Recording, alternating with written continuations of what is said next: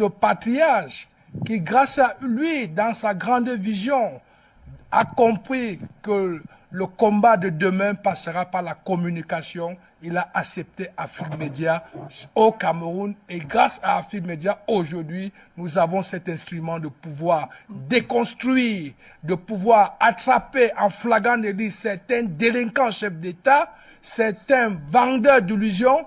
Aujourd'hui, nous pensons que, au nom de toute la jeunesse camerounaise et panafricaine, nous souhaitons un grand happy birthday à ce grand patriarche. Courage, détermination, grand visionnaire, l'homme intègre. Nous sommes avec vous et nous sommes très heureux. D'emprunter un jour l'autoroute Yaoundé-Douala, il faudra apprendre votre mal en patience. Elle devait être livrée il y a 2 ans déjà, mais seuls 60 km ont été réalisés en 6 ans. À ce rythme, les 196 km du tronçon qui relie les 2 principales villes du pays ne sortiront de terre que dans une vingtaine d'années. Le chantier lancé en 2014 est piloté par la China First Highway Engineering, une puissante compagnie chinoise de BTP, représentée ici par son directeur exécutif. Pour expliquer ce retard de 48 mois, l'ingénieur met en cause le manque d'argent. La banque d'État chinoise qui finance le projet à 85% n'a toujours pas entièrement décaissé les fonds. Il y a un peu de blocage puisque le gouvernement n'a pas encore signé un dossier qui s'appelle mécanisme de remboursement. Ça a bloqué le paiement à côté de Exim Bank. La moto ne peut pas me transporter pour m'amener en Lokanka ou à Bipindi. Parce que la route est gâtée. Voilà. Tellement.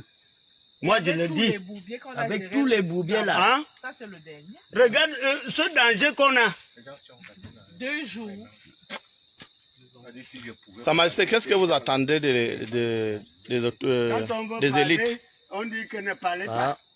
Non, Les élites, on a vraiment voilà, c'est ça que je parle pour comme les ça. élites que les transporteurs de bois là, les forestiers là ne veulent même pas arranger de route.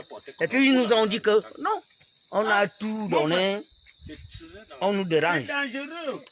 C'est le gouvernement même qui doit arranger la route. Quant à moi, je veux faire comment? Hein? Je ferme ma bouche. Je ferme ma bouche et je garde. J'ai déjà 73 ans. Je ne sais pas pourquoi. Quel Cameroun nous sommes. Les femmes sortent là-bas, ils veulent accoucher. Ils n'arrivent pas à arriver à l'hôpital. Quand le camion est déjà bloqué, ou le car est déjà bloqué, tout ne marche pas. Le déplacement même qu'on peut faire pour la ville, on fait 4 jours en route. Quand nous arrivons ici, on passe 3 nuits, 4 nuits. Et si vraiment la pluie nous trouve là, on peut même faire 1 semaine. Et si jamais un gros porteur est en panne ou bien bloqué, c'est difficile, on peut faire 2 semaines, 3. C'est quoi ça? La malchance, la malédiction ou quoi? Ceci n'est pas l'un de ces spectacles désolants qu'offrent les nombreuses routes non bitumées de l'arrière-pays. Nous sommes bel et bien en pleine capitale politique, sur l'une des voies les plus fréquentées, qui sépare les carrefours et Mambo 1 et 2. En saison sèche, comme en temps de pluie, comme c'est le cas en ce moment, emprunter ce tronçon fortement dégradé est une épreuve des nerfs, à couper le souffle. Même les véhicules adaptés aux mauvaises routes, ils laissent quelque chose. Vous n'avez pas besoin qu'on vous le dise, vous constatez comme nous que c'est pénible. On ne peut pas vraiment avoir une route en pleine ville comme dans cet état et qui dure depuis des années. Vraiment, c'est curieux. Ça, c'est pas une route en pleine ville. C'est malheureux. Même là-bas en haut, c'est même plus grave. En allant vers Isomba, c'est grave. Tout le normal, la visite technique, alors qu'on n'a même pas de route. Il faut vraiment que ces gens-là, qu'ils essayent de voir leur façon de gouverner ce pays. C'est pas comme ça qu'on gouverne un pays. Est-ce que vous voulez qu'on se développe avec ce type de route? C'est pas normal dans un pays comme le nôtre. On vous dit 50 ans de renouveau, machin, tout, mais regardez, ça ne sert à rien. Ça ne sert à rien. Que ce soit ici, que ce soit en Guissa, que ce soit en Kolmeseng, partout c'est pareil.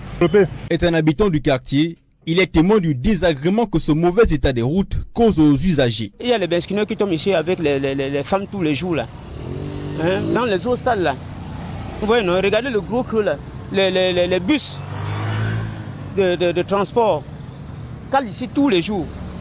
Les camions viennent les tirer. Sur le tronçon PK11 à PK14, les cavités de forme arrondie sur la couche de roulement sont un casse-tête pour les automobilistes.